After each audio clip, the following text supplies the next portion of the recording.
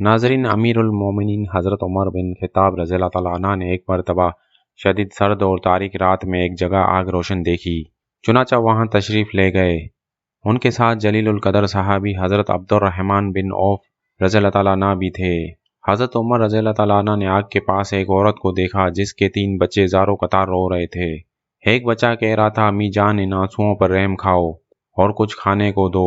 दूसरा बच्चा ये कहकर रो रहा था, लगता है शदीद भूख से जान चली जाएगी।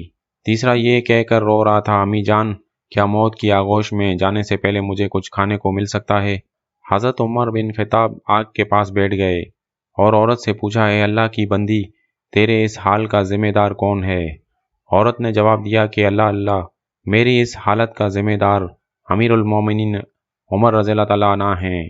हज़रत उमर ने उससे फरमाया, कोई है जिसने उमर को तुम्हारे इस हाल से आगाह किया हो। औरत ने जवाब दिया, हमारा हुक्मरान होकर वो हमसे गाफिल रहेगा। ये कैसा हुक्मरान है जिसको अपनी रियाया की कुछ खबर नहीं। ये जवाब सुनकर हज़रत उमर बिन खिताब मुसलमानों के बैतुल माल गए और दरवाज़ा खोला। बैतुल माल का मुहाफिज बोला, खैर तो है अमीर उल मोमिनीन। हज़रत उमर ने उसका जवाब नहीं दिया और आटे की एक बोरी, घी और शहद का एक एक डब्बा बैतुल माल से निकाली और चौकीदार से फरमाया, इन्हें मेरी पीठ पर लाद दो। चौकीदार ने अर्ज़ किया, आप चाहते क्या हैं। हज़रत उमर ने फरमाया, मेरे पीठ पर लाद दो। चौकीदार ने अर्ज़ किया, आप ये चीज़ें अपनी पीठ पर ना लादें, हे अमीर उल मोमिनीन। चौकीदार ने कोशिश की कि अमीर उल मोमिनीन का तैयार करदा सामान वो खुद अपनी पीठ पर लाद दे, लेकिन अमीर उल मोमिनीन ने सख्ती से इनकार किया और उससे यूं मुखातिब हुए, तेरी माँ तुझे खो दे, ये सामान मेरे पीठ पर ला दो। क्या क़यामत के रोज़ तुम मेरे गुनाहों का बोझ उठाओगे। ये कहकर हज़रत उमर ने आटा, घी और शहद अपनी पीठ पर लाद लिया। जब उस औरत के घर पहुंचे तो उनके पास बैठ गए और उन बच्चों के लिए खाना पकाया।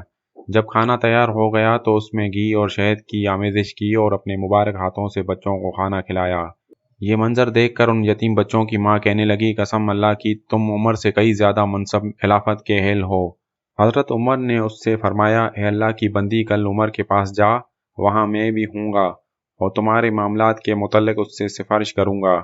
ये कहकर हज़रत उमर वापस आ गए और एक चट्टान के पीछे आकर बैठे रहे और इन बच्चों को देखते रहे। हज़रत अब्दुर्रहमान बिन औफ रज़ी अल्लाह तआला अन्हु ने हज़रत उमर से कहा, आइए वापस चलते हैं क्योंकि रात बहुत ठंडी है। हज़रत उमर ने फरमाया, अल्लाह की कसम, मैं अपनी जगह उस वक्त तक नहीं छोड़ूंगा जब तक उन बच्चों को हंसता हुआ न देख लूं जैसे मैंने आते वक्त उन्हें रोते हुए देखा था। जब अगले रोज का सूरज तुलू हुआ तो उस यतीम बच्चों की माँ दरबार खिलाफत में गई।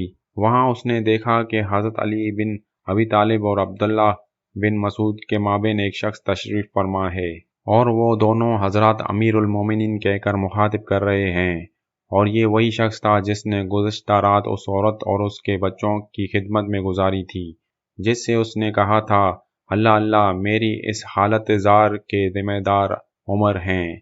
चुनाचा जब औरत की निगाह हज़रत उमर पर पड़ी तो गोया उसके पाँव तले से ज़मीन खिसक गई। अमीर उल मोमिनीन ने औरत से फरमाया, अल्लाह की बंदी, तेरा कोई कसूर नहीं, चल बता तू अपनी शिकायत कितनी कीमत के एवज़ फरोख्त करेगी। औरत गोया हुई, माफ़ फरमाएं ए अमीर उल मोमिनीन। हज़रत उमर ने फरमाया, कसम अल्लाह की, तुम उस जगह से हट नहीं सकती हो जब तक कि मेरे हाथ अपनी शिकायत ना दे दो। बल आखिर हज़रत उमर ने उस बेवा खातून की शिकायत अपने माल खास से 600 दरम के एवज़ खरीद ली और हज़रत अली बिन अबी तालिब को कागज़ कलम लाने का हुक्म दिया और ये तहरीर कलम बंद करवाई।